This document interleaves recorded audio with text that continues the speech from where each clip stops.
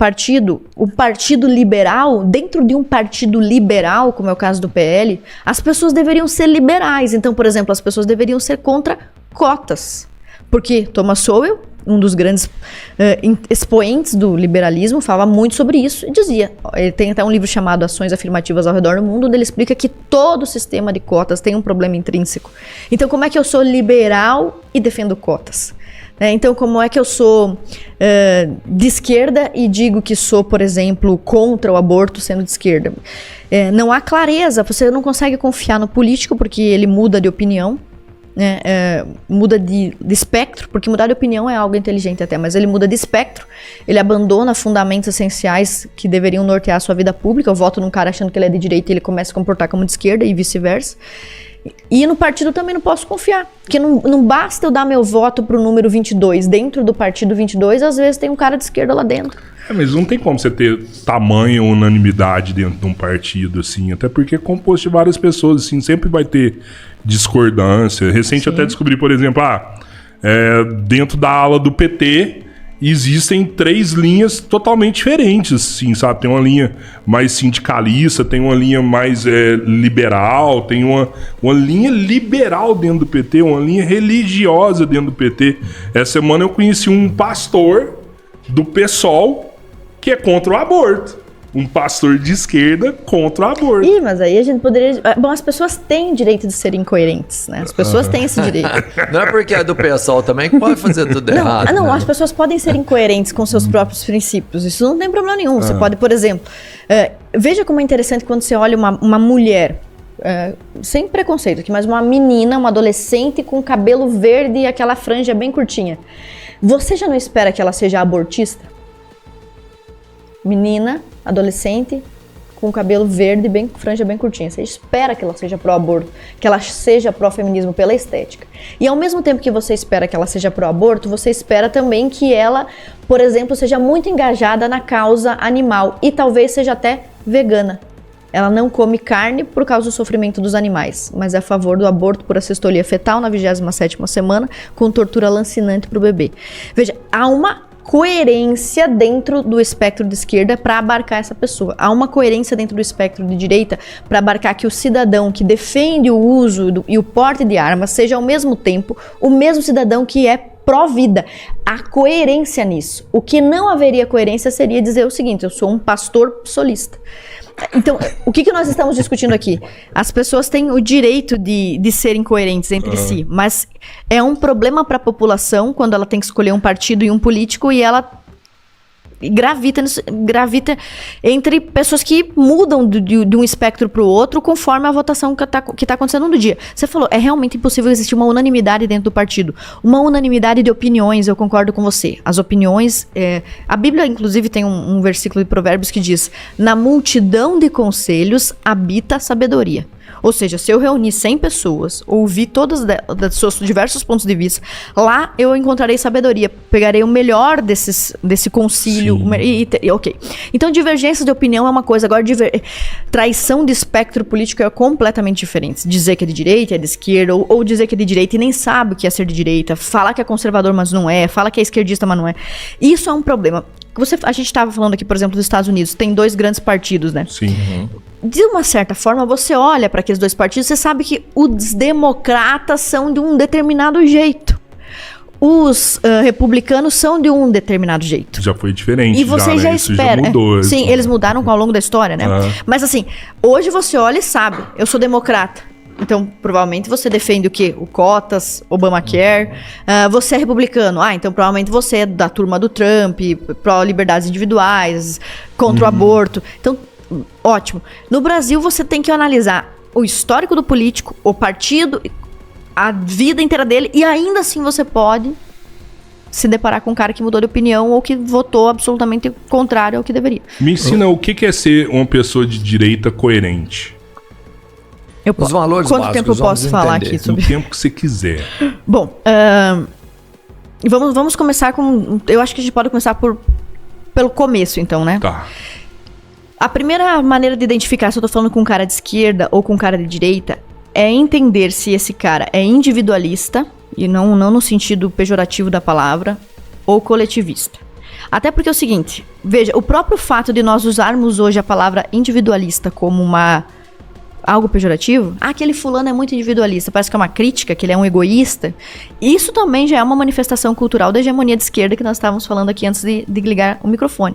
Por que aquele que se posiciona pró-indivíduo é considerado socialmente, tem um preconceito contra ele, certo? E aquele que é coletivista, quer dizer que pensa no coletivo, é mais bonzinho. Veja, isso já indica que o nosso país está mergulhado na mentalidade de esquerda. Pois bem, o que diferencia um coletivista do individualista? A pergunta principal, que inclusive ajuda a encontrar o marxismo nesse jogo aqui é: quem move a história? O indivíduo ou o coletivo? Quem vai mudar o Brasil? Indivíduos ou coletivos? Os partidos de esquerda, no geral, trabalham de maneira coletiva. Então, é o partido dos trabalhadores, né? Então, as feministas trabalham para as mulheres. A esquerda trabalha para os negros, entre aspas, né? Eles sempre estão reunindo um grupo de pessoas, um coletivo de pessoas, e dizendo defender os interesses de um coletivo. A esquerda faz isso com muita frequência. De modo que se você é negro, mas não é de esquerda, você tá errado. Se você é mulher, mas não é feminista, você tá errado. Se você é trabalhador e pobre, mas é de direita, você tá errado. Então eles entendem o motor da história, o movimento da história através de coletivos. Quem que entendia o mundo dessa maneira? Como é que eu faço para entender isso de uma forma simplificada? No Antigo Testamento, vocês são cristãos? Sim. Você percebeu já que no Antigo Testamento tudo se dava de forma muito coletiva, né? Eram os judeus contra os gentios, o povo de Deus contra os filisteus, o povo de Deus contra os amorreus. Então, no Antigo Testamento, nós não estamos falando aqui de política, né? Nós estamos falando da maneira do psicológico. Do contexto histórico mesmo. Do contexto histórico. No Antigo Testamento, e toda a história da Antiguidade, boa parte da história da Antiguidade, na verdade, toda a história da Antiguidade, as pessoas eram extremamente coletivistas. Elas não conseguiam se entender fora do coletivo. Veja, quando condenaram Sócrates à morte, disseram assim pra ele: olha, você tem duas opções, ou você toma veneno e morre, ou você sai da polis, muda de cidade. Vamos supor, pegam você, Rodrigão, e te acusam de um crime. E daí te dizem assim: Rodrigão, você tem duas opções, ou você toma veneno e morre, ou você se muda de São Paulo e vai morar ali em Campos do Jordão. O que tu preferia? Tomar veneno ou ir morar em Campos do Jordão? Mudar de cidade, mudar pois de polis. Sócrates preferiu morrer. Por quê? Primeiro, porque não aceitava passar por uma injustiça. Ele não aceitava ser condenado injustamente. Mas segundo, porque não havia para as pessoas, para os indivíduos, não havia. Para as pessoas naquela época, só fazia sentido a identidade plena dentro de um coletivo, dentro da polis. Certo? Consegue me entender? Quem sou eu, Sócrates, se me expulsam da minha polis? Vamos ao caso da Aspásia de Mileto. Péricles era apaixonado por ela e ele era um grande estadista e era todo poderoso. Ele não podia se casar com ela, porque ela era de Mileto. Então veja, só porque ela era de outra cidade não podia se casar com ela. Quando Jesus andou pela terra também, várias pessoas o procuraram para pedir ajuda, como uma mulher cananeia, samaritana, e os discípulos falavam: ele tá falando com uma samaritana, ele tá falando com uma cananeia. Ou seja, as pessoas se entendiam de uma forma coletiva. O próprio Antigo Testamento se dá dessa maneira, um coletivo contra o outro. Quando um judeu cometia, um hebreu cometia um pecado grave contra Deus, Deus punia todos. Deus mandou 12 espiões para investigar Canaã. Desses 12, 10 voltaram com sentimento negativo e 2 voltaram com sentimento positivo. Pois Deus puniu o povo inteiro.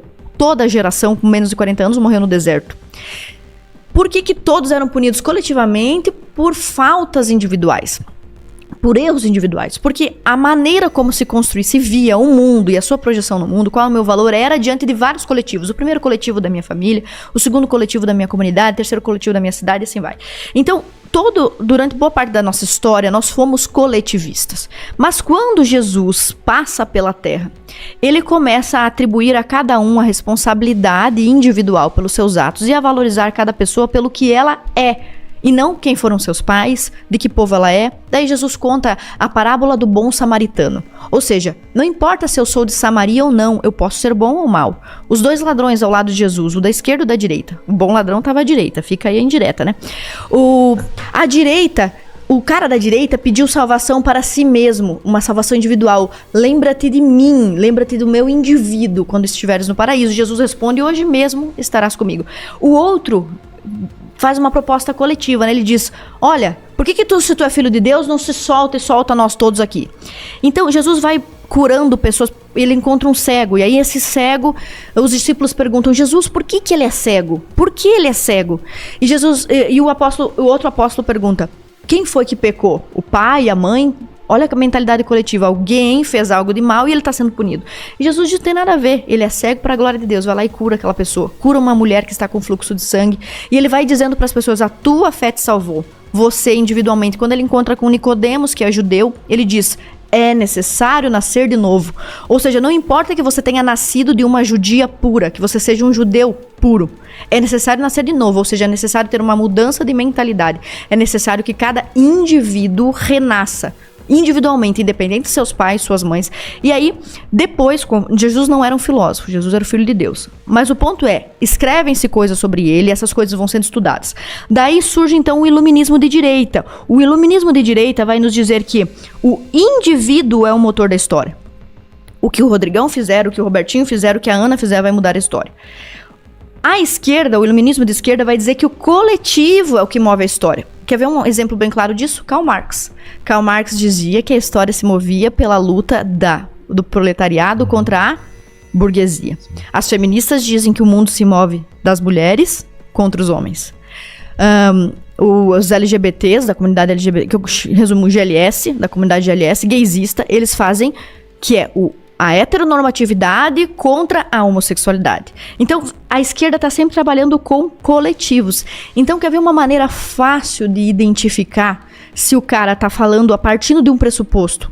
A conversa dele é uma conversa de direita ou uma conversa de esquerda? Se ele está coletivizando. Por exemplo, você é mulher, vota em mim. Pô, não dá. Por quê? Existem mulheres de esquerda e existem mulheres de direita. Existem mulheres liberais, leninistas, trotskistas, marxistas, capitalistas. Não é para qualquer mulher votar em mim. É um absurdo. Se eu achar que eu posso representar todas as mulheres, eu estou tendo um pensamento coletivista. Se eu, porque sou empresário, acho que posso representar todos os empresários, estou tendo um pensamento... Olha, Partido dos Trabalhadores, mas que loucura é essa? Partido dos Trabalhadores. Quer dizer, todo mundo que trabalha tem que votar, né? E é impressionante, que é sempre uma contradição, né? Partido dos Trabalhadores quando ninguém trabalha, União dos Estudantes onde ninguém estuda, e assim vai. Mas, então, quando você faz uma proposta coletiva, a tendência de que todo o seu raciocínio a posteriori seja também de esquerda, certo? Então, quando eu perguntei, vamos começar do começo, o começo é esse. O discurso do cara é individualista ou é coletivista? Se o discurso do cara é cada indivíduo faz por si, a responsabilidade é individual, bom, eu tô falando com um cara de direita. Se ele quiser coletivizar, seja cota, seja acesso, seja oportunidade, seja soluções, se ele tentar coletivizar, ele é de esquerda. Daí decorre o segundo ponto, a gente tá falando do primeiro. Posso continuar? Claro, como você quiser. Deve. O segundo ponto seria o seguinte. Bom, já que nós estamos falando de indivíduo e de coletivo, de quem é a culpa? De quem é a culpa? Robertinho comete um crime, de quem é a culpa? Do Robertinho. Pensamento individualista, pensamento de direita. Cada um é responsável por seus atos. Mas, vamos analisar, por exemplo, o caso do menor infrator, de quando a Maria do Rosário era nossa ministra dos Direitos Humanos. Quando o PT estava no poder, a Maria do Rosário era ministra dos Direitos Humanos. Aconteceu um episódio lá em que houve troca de tiros, etc, etc. E a Maria do Rosário deu uma declaração dizendo que é o seguinte: a sociedade quer punir o menor infrator que só comete esses crimes por causa da própria sociedade, por causa do capitalismo. Também vocês devem ter visto aquele vídeo da Márcia Tiburi, filósofa de esquerda, que diz: eu entendo a lógica do assalto. A sociedade coloca no adolescente, no jovem, o desejo de consumir ou de ter algo que ele não tem, e ele vai em busca disso, e essa é a lógica do assalto. Então, veja, para quem é de esquerda, assim como a agência, nós estávamos falando sobre agir diante do mundo, né? Agir na história individual e coletiva, a culpa também é individual e coletiva, então uma coisa decorre da outra. Então é evidente que quando você fala com um cara de esquerda, ele vai diluir a culpa do infrator para elementos abstratos fora do infrator. A família, a religião, a cultura, a sociedade. E quem que é o grande pai do pensamento de esquerda, então? Eu tenho certeza que vocês vão lembrar desse. Que é o Jean-Jacques Rousseau. É um grande iluminista de esquerda. E qual é a frase mais famosa do Jean-Jacques Rousseau? O homem nasce bom e a sociedade o corrompe. Ótimo. O homem nasce bom e a sociedade o corrompe. A Maria do Rosário nada mais é do que uma neta filosófica de Rousseau. Porque toda vez que alguém comete um crime, a Maria do Rosário diz que a culpa não é dele, mas a sociedade o corrompeu. Então, essa lógica russoniana de esquerda, do iluminismo de esquerda, é essa daí. Que a culpa é coletiva. Quando o Zé Maier... Se vocês lembram que o Zé Maier passou, ator da Globo, passou a mão nas partes de uma mulher lá da Sim. Globo e tal. Aí ele foi descoberto, foi exposto e na hora... Depois de muita resistência, ele acabou por confessar e pedir desculpa. E na hora que ele foi pedir desculpa, ele escreveu uma carta.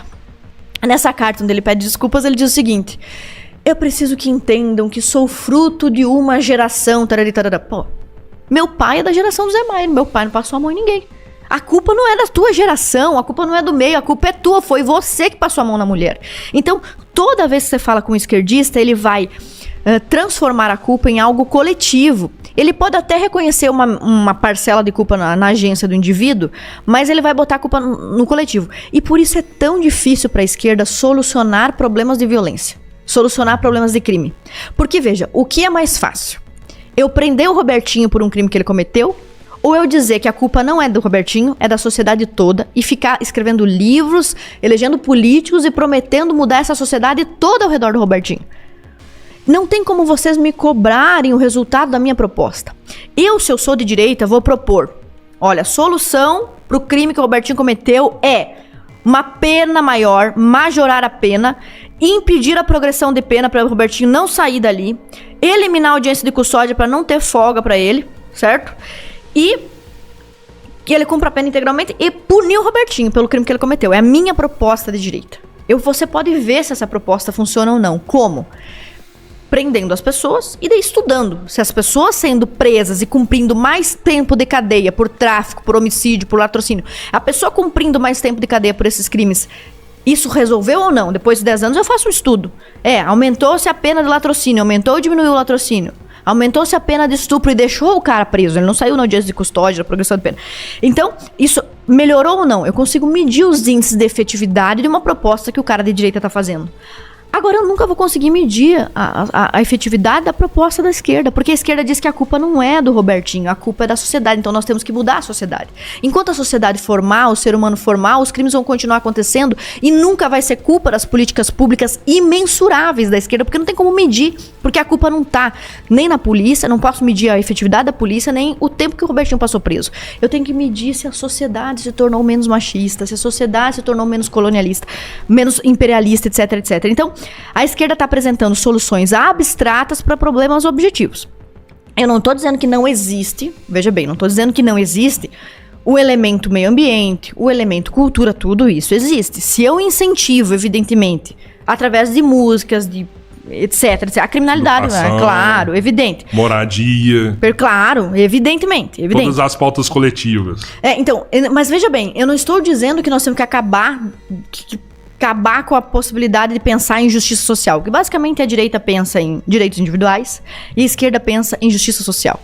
Eu acho que dá para você defender os direitos individuais e conforme esses direitos individuais estiverem sendo garantidos, você olhar para pautas sociais. É possível, entendeu? É possível, mas eu acho que o capitalismo tem mais. O capitalismo não é uma ideologia, o capitalismo é um regime. Né? A ideologia é o liberalismo. Então, eu acho que o capitalismo como modelo econômico, ele tem mais possibilidades de liberdade, de mudança de extrato social, para que um jovem que cresceu na favela possa estudar, possa empreender, etc. Eu acho que o próprio capitalismo, que é um regime defendido pela ideologia liberal, o próprio capitalismo proporciona dentro do que a gente tem hoje, as opções que nós temos hoje, essa liberdade para uma educação melhor, para uma cultura melhor, para uma sociedade melhor. Eu não preciso da esquerda para fazer isso, porque eu acho que o capitalismo tem condições de diminuir a pobreza. É o que os índices mostram, que há menos pobreza. Embora possa haver mais desigualdade, por exemplo, o homem mais rico do Brasil hoje e o mais pobre, provavelmente essa distância é imensa. No entanto, se você pegar o homem mais pobre do Brasil hoje, com relação ao homem mais pobre do Brasil em 1800, nós estamos falando de uma coisa muito diferente. Mesmo um mendigo hoje consegue comer um frango inteiro, com o que ele ganha mendigando. Às vezes, durante o início da Revolução Industrial, uma família comia um frango inteiro a semana inteira, com os dois com pai e mãe trabalhando na indústria. Então o capitalismo tira a pessoa da pobreza e da miséria, tem essa capacidade. Mas claro, podemos discutir se a desigualdade aumentou ou diminuiu, podemos, mas o ponto é, a culpa, o segundo elemento para discernir direita e esquerda, a culpa do Champinha ter degolado com um facão uma menina, depois estuprá-la por 5 dias, essa culpa é nossa como sociedade ou é dele? Essa resposta, a feminista vai dizer que é dele, mas é da sociedade. Não, a feminista vai dizer que a culpa não é dele.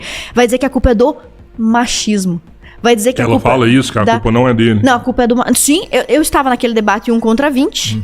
Eu usei como exemplo das políticas inefetivas das feministas. Eu citei o caso do Champinha e eu disse, o Champinha fez isso, e a feminista Maria do Rosário defendia que ele não fosse punido.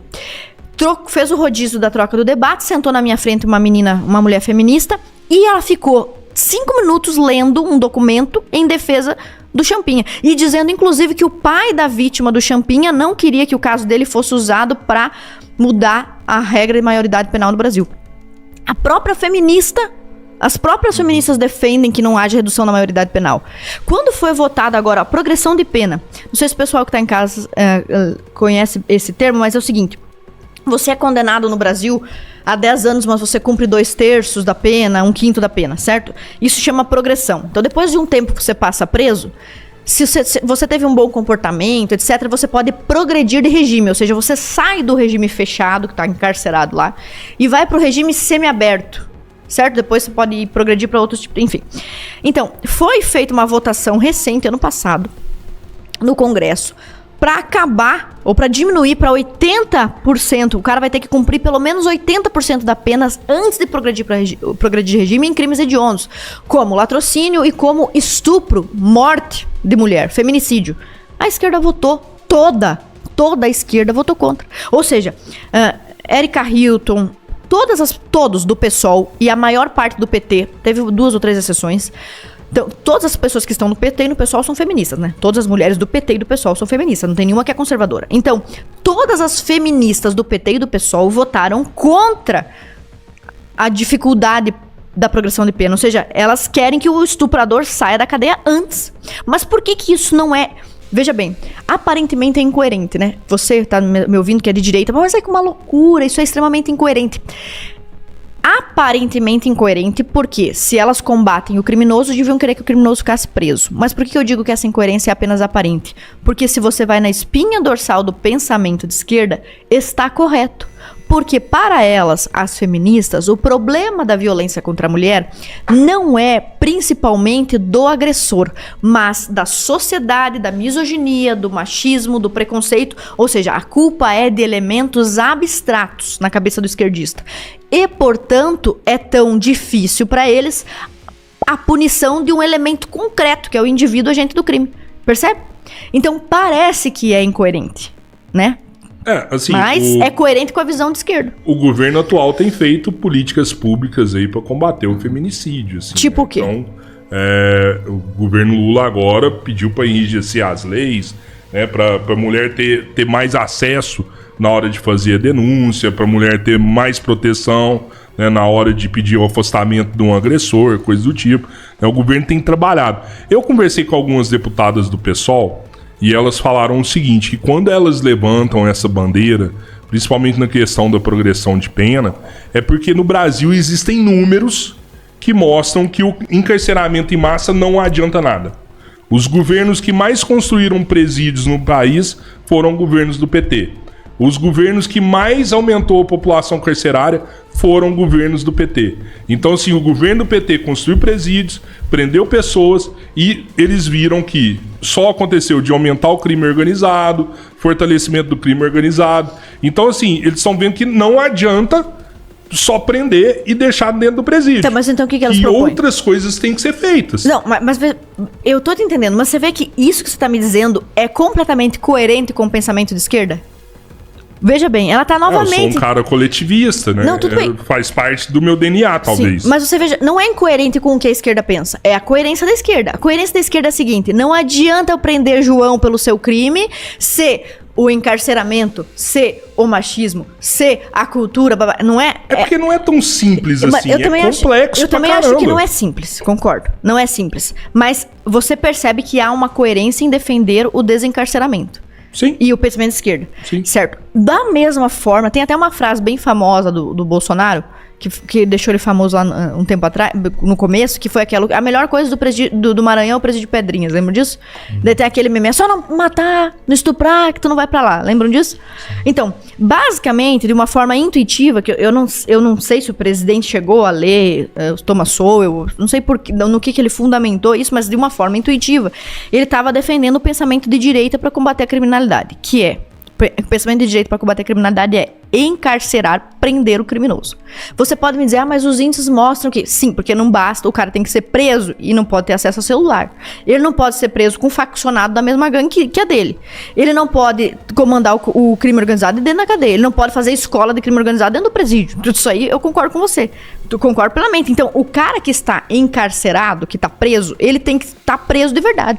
Ele não pode estar semi-preso, comandando o tráfico, tendo regalias, sabendo que pode progredir de regime se comportar. Olha, eu trafiquei por 20 anos.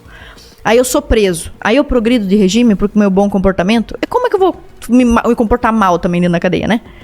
Tenho duas opções, eu sair no pau agredindo outros presos ou ficar ali cumprindo a minha pena. Eu não posso ganhar um prêmio por cumprir a minha pena. Eu tenho que cumprir a pena. A pena é um castigo pelo crime que eu já cometi. Como é que depois de um tempo cumprindo a pena de um crime que eu já cometi, eu sou considerado como alguém que teve um bom comportamento? Eu vou te dar um exemplo de uma feminista. Juíza feminista. Essa juíza feminista... Eu não vou citar nomes, mas ela foi condecorada pela Comissão de Direitos Humanos, Direito da Mulher do governo, se não me falha a memória. Não sei o nome da comissão corretamente, mas ela foi condecorada pelas feministas do governo pela sua atuação pró-mulher. Ela soltou o Ricardo Jardim, que é o seguinte, olha, veja bem o caso. Eu acho que nesse caso a gente pode aplicar bem essa lógica aí, do que fazer, né? O Ricardo Jardim foi preso porque ele matou e concretou a própria mãe. Ele cavou um buraco, fez cimento, depois ele matou a mãe, enterrou e concretou a mulher. Ele estava preso, foi preso. Caiu na mão da juíza julgar se ele estava apto a progredir de pena ou não. Uma juíza feminista. Analisando o caso do Ricardo Jardim e o seu bom comportamento, a juíza entendeu que sim, ele poderia ser solto. E ele foi solto. Logo depois de ter sido solto, ele matou a namorada, esquartejada, certo? Essa juíza feminista, se você ouve as entrevistas dela, fala com ela, ela vai me dizer exatamente isso que você me disse. Ela disse em uma das suas entrevistas: criminosos piores do que o Ricardo Jardim foram soltos depois de cumprir a progressão, depois de cumprir o prazo para progressão de regime. Então não há elementos para que eu não o solte. Essa mesma mulher que soltou o Ricardo Jardim, que matou a namorada, juíza feminista, ela apoia as supostas soluções para a violência contra a mulher no Brasil. Políticas públicas que são nada mais que demagogas. Então, veja, eu posso fazer uma campanha de conscientização contra a violência contra a mulher. Eu posso fazer cursos para homens agressores, como tem essa proposta por uma feminista lá em Santa Catarina. Uma roda de conversas para homens agressores. Poxa, será que faltou conversa com esse cara? Será que faltou? Mas tudo bem. Eu posso fazer estas propostas, eu posso criar portais, normativas, portarias, protocolos, eu posso fazer tudo isso. Ou eu posso simplesmente uma coisa bem mais simples que tramitou há poucos meses. O cara que estuprou vai ficar um pouco mais de tempo na cadeia. Não é simples isso? Não é simples. Então por que essas mesmas que você disse que entrevistou votaram contra isso? Ah, porque na cadeia se formam novos criminosos, porque o cara... Bom, mas então vou soltar o cara antes? Então quer dizer que se o cara cumpriu 6 anos de prisão, ele ainda não virou bandido, mas se ele cumpriu até o final da pena, os 10, ele vai virar? Entendeu? Uhum. Então, essas soluções... Ah, tem mais um ponto legal, acho que a gente poderia citar do Thomas Sowell. O Thomas Sowell, pessoal, eu já citei esse livro, mas vou citar de novo. O nome é Conflito de Visões. É muito bom e fácil para entender a diferença entre esquerda. Ele também nos diz o seguinte: existe um problema, certo? O ponto é como que a esquerda e a direita olham para esse problema. A direita olha para o problema violência e procura soluções aplicáveis em outros países. Por exemplo, tem um problema de violência grave, narcotráfico. Que país conseguiu combater o narcotráfico? A Finlândia? O El Salvador, com Bukele? Então a direita vai fazer assim: que países já conseguiram combater esse problema de uma forma relativamente bem sucedida. Não precisa acabar com o narcotráfico, porque é impossível. Só um ignorante vai achar que vai acabar a violência contra a mulher, estupro, assassinato, nunca vai acabar. Isso é parte da natureza humana. Mas como que países mais desenvolvidos ou mais experientes encontraram soluções para aplacar esse problema? É isso que a direita pensa. O que a esquerda pensa? A esquerda olha para o problema e procura a origem. Qual a origem da violência contra a mulher? O machismo? A misoginia? E aí a esquerda tenta resolver, ou apagar, ou aplacar, ou mudar o problema na origem. O famoso cortar o mal pela raiz. É mais eficiente, né? Sim, seria eficiente se funcionasse, mas nunca funcionou. É mais eficiente e não funciona. Não, seria eficiente Se funcionasse, mas não funciona. Mas não funciona. É como dizer assim, se a minha mãe tivesse asas, seria uma borboleta. Por quê? Veja bem, como é que eu faço para acabar com o problema da violência? O problema da violência, assim como todos os outros problemas mazelas sociais, aí você volta novamente para a direita e para a esquerda. A esquerda, em essência, o iluminismo de esquerda, em essência, ele é agnóstico ou ateísta.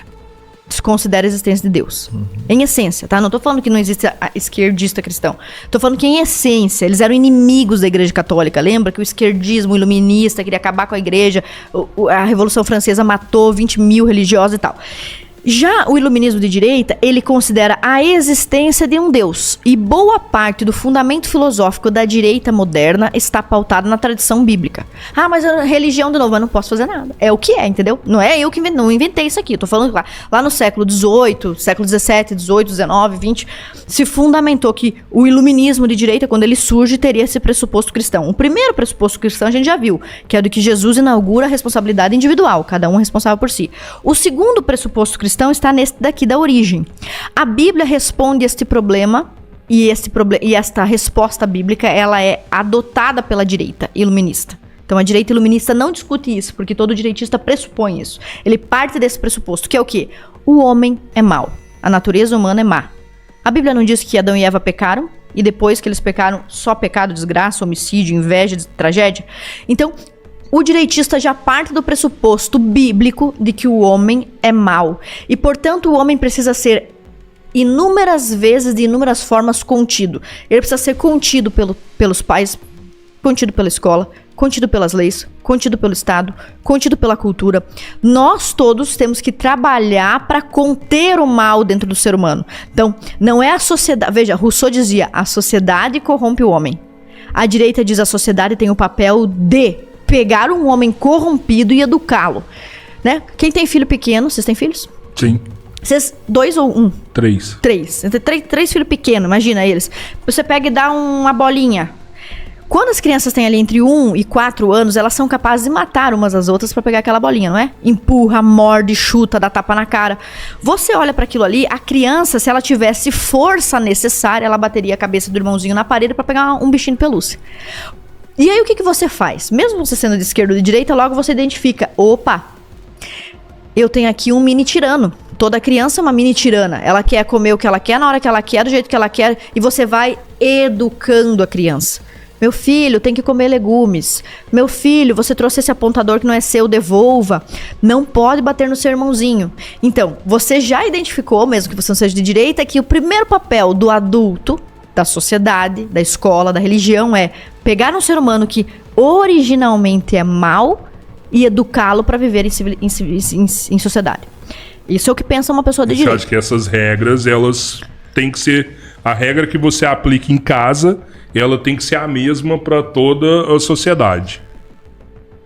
Eu acho que é o oposto, né? A sociedade, ela é composta pela organização das famílias. Da maneira como as famílias se organizam, a sociedade vai refletir isso.